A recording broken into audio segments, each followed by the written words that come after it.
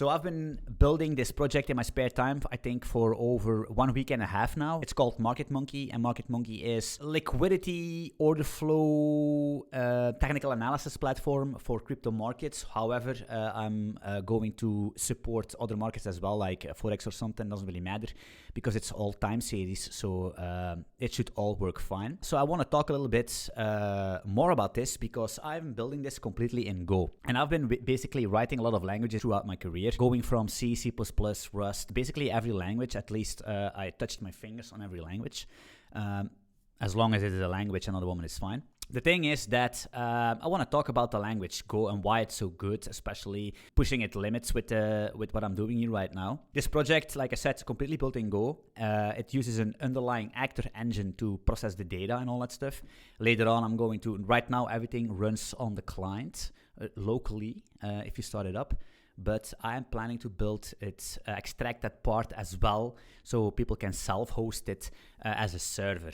So you don't need to be online with this application all the time, right? Because right now everything happens on the client. So if you shut down your computer, you're gonna miss some data, right? But I have some good news, like I mentioned. I am not really open sourcing it, but I'm selling the application and the code base and the guides in one package. You only pay once and you're gonna enjoy lifetime updates for this application. If you want to learn how this is built, completely in depth, full code base, everything, you can find the link in the description.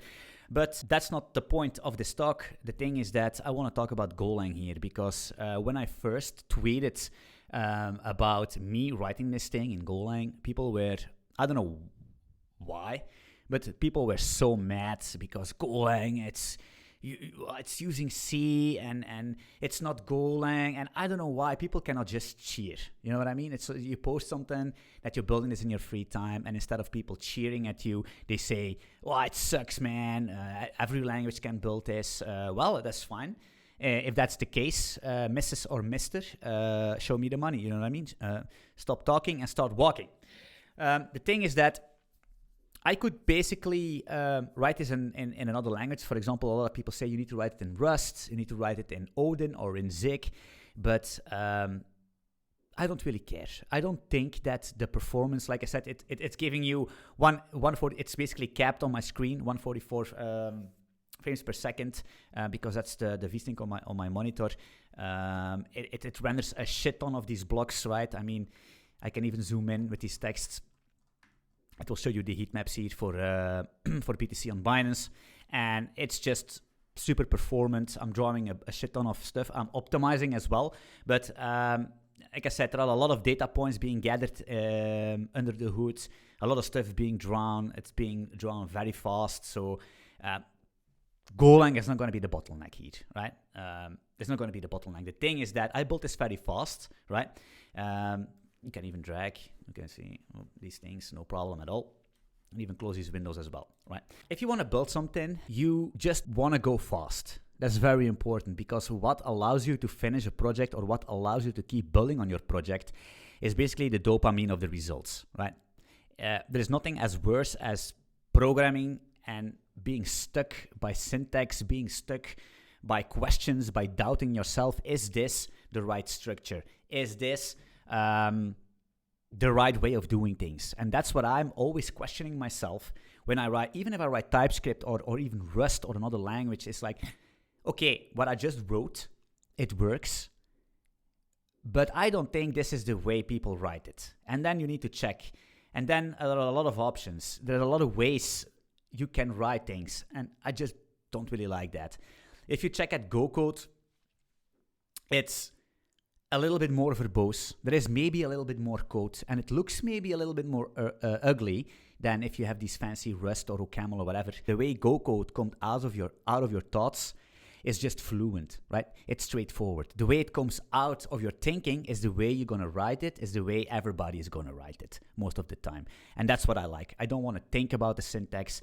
as simple as it is, that's what I want. So I can focus on what really matters. So the thing is that the reason Go as well is because it's using an underlying actor engine. And for the people that don't know what an actor is, it's just an isolated way of manipulating state. And the only way you can manipulate state is by sending it messages, right?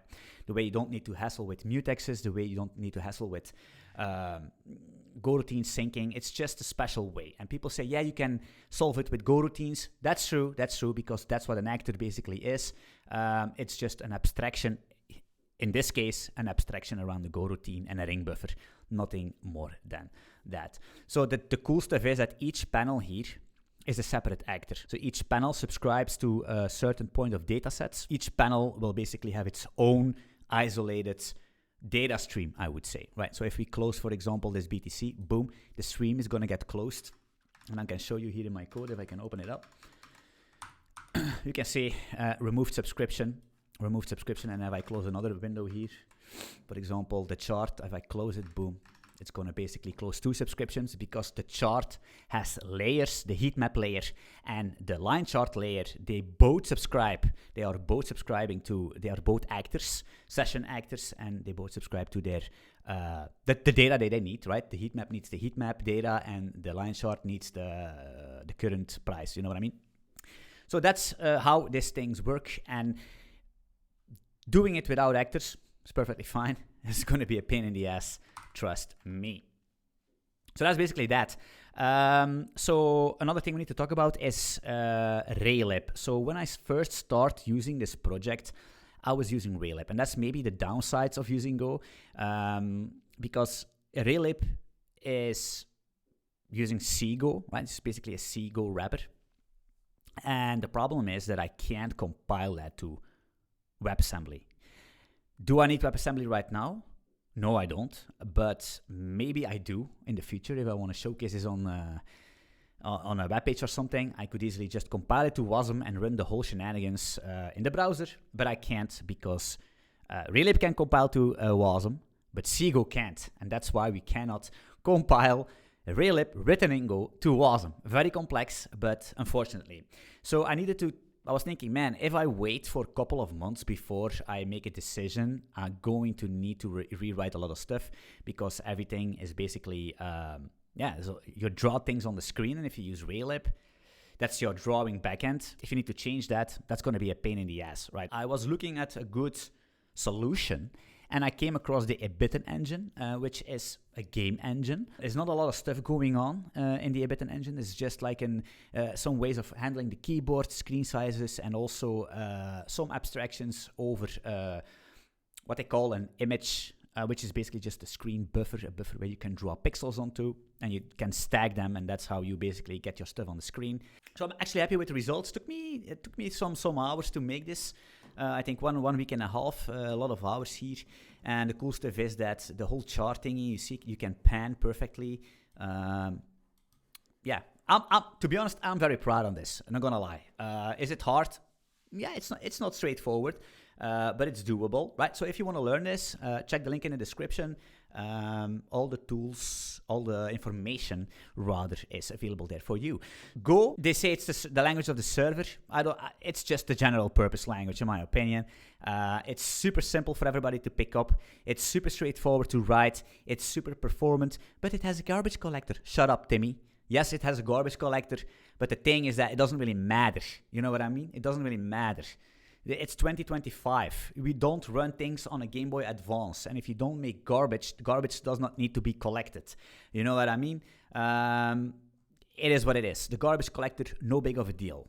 In my opinion, especially if you're not making Call of Duty. I think it's a benefit because you don't need to think about memory management. You can just go ham and make something nice. Guys, let me know what you think about this. Let me know what you think about my thoughts of Go. I'm a Go fanboy, 100%. But with reasons, you know what I mean? With reasons. And if you follow me for a very long time, you know that I write a lot of languages on my stream as well. So it's not that that Go is my only knowledge. And I really, really can compare with hands-on experience. Good language. Can it be better? Yes, it can. They make a lot of mistakes, but it doesn't really matter. It does the job. It does the job perfectly, and I'm happy. Let me know what you think about this. Let me know what you think about the app. So for the people that are interested, if you basically bought the package, what's going to happen is you're going to get added automatically to a Discord server. And if you're in the Discord server, you're going to get this... these channels will pop up because you're going to get the Market Monkey role on my Discord. And there are some things we can discuss here.